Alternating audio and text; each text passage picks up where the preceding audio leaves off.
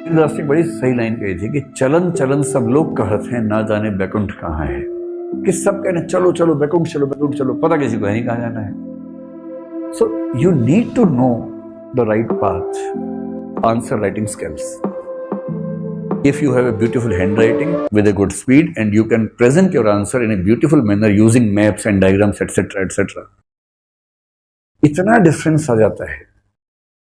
इस बात से बहुत फर्क यूपीएससी में पड़ता ही नहीं कि आपने कितना गहरा आंसर लिखा है, क्योंकि 20 क्वेश्चन 3 घंटे में आप गहरे नहीं लिख सकते. आप ज्यादा से ज्यादा 20 क्वेश्चन पूरे कर सकते हैं. And if you have a good speed and you can make diagrams etcetera, maps etcetera, you can use all the space of the answers and you can complete all the questions. And as soon as you complete all the questions of mains in all 4 GS papers, 2 optional, 1 essay, I can assure you that you stand 80 to 90% chances of qualifying mains just because you have been able to complete all your answers. है कि बहुत लोग जहां मार खाते हैं उनके अंदर ये चीज नहीं होती है. उछलते हैं, 4 दिन पढ़ते हैं, फिर चले जाते हैं. नहीं, 1-2 साल तक आपको लगातार मेहनत करनी है. अगर वो आपके अंदर बात है तो रास्ता सही है, नहीं तो मैं सजेस्ट नहीं करूंगा कि आप इस रास्ते पर चलें. देखिए, पर मैं आपसे कहना चाह रहा हूं कि या तो तैयारी छोड़ दीजिए या हैंड राइटिंग अच्छी कर लीजिए. मैं बहुत क्लियरली आपसे कह रहा हूं, it's almost impossible to be an IAS officer with a poor handwriting. IAS बनने के बाद आप कितना भी खराब लिखेंगे, लोग कहेंगे वाह कितना महान लिखा है, पर आप IAS बन नहीं पाएंगे पुअर हैंड राइटिंग से. This is a bitter truth which I should reveal in front of you. I have never seen an IAS topper और a good IAS scorer with a poor handwriting. I have never seen. मतलब जितने marks पे सारी दुनिया खत्म हो जाती है, उतने मार्क्स हैंड राइटिंग से एक्स्ट्रा मिल जाते हैं और लोग पढ़ने में लगे हुए हैं. और आप मुझसे पूछेंगे कुछ लोग पहली बार में क्यों हो जाते हैं? क्योंकि हैंड राइटिंग अच्छी होती है. 70 उसी के लिए आते हैं एक्स्ट्रा. बोलने में सुंदर हैं, इंटरव्यू में 50 एक्स्ट्रा ले आए, 50 वहां खींच के ले आए, 70 हैंड राइटिंग से लेके आ गए, नक्शे वक्शे बनाए, उससे और 10-20 कमा लिए.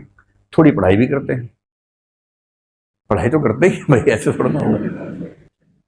पर अगर आप किसी ऐसे व्यक्ति को देखें जिसने बहुत कम पढ़ाई की हुई थी और पहली बार में प्रॉपर IAS बन गया, at least I am never surprised.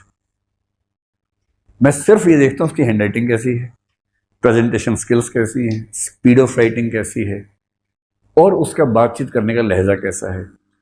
अगर आपको ठीक से बात करनी आती है, ठीक से लिखना आता है, you have good command over your language, hand writing अच्छी है, बस प्रीलिम्स निकलने की देर है. नौकरी आपका इंतजार कर रही है, तो प्रीलिम्स निकाल लीजिए एक बार. प्रीलिम्स अपने आप में एक अलग युद्ध है, वो भी एक बैटल है.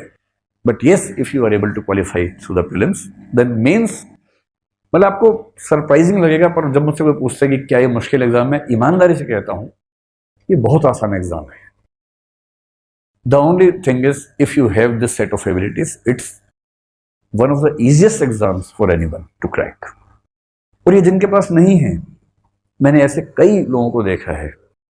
मैं मूर्ख शब्द का इस्तेमाल करने से बचना चाह रहा हूं, करूंगा भी नहीं, पर मैंने कई लोगों को देखा है पहली बार दिया एग्जाम, हैंड राइटिंग अच्छी नहीं है, स्पीड कम है, 4 क्वेश्चन छूट गए हैं, नहीं हुआ. क्या बोल रहे हैं? इकोनॉमी में थोड़ी गहराई कम थी, 2 बुक्स और पढ़ेंगे. पढ़ लो भाई, 2 और पढ़ लो, हर सेगमेंट में 2 बुक्स और पढ़ लो, और अगली बार इतना पढ़ने के बाद नंबर पिछली बार से 20 और कम हो जाते हैं. इतना पढ़ लिया ये लिख ही नहीं पा रहे. यूपीएससी में आपको कितने वर्ड्स लिखने होते हैं? 200 वर्ड्स, 250 वर्ड्स मैक्सिमम. और आपने कुछ अगर ठीक से पढ़ा है तो 200 words is not a big deal, you can easily right. असली बात है कि आपने सारे क्वेश्चन लिखे, ठीक से प्रेजेंट कर दिया, और इस पर ध्यान नहीं.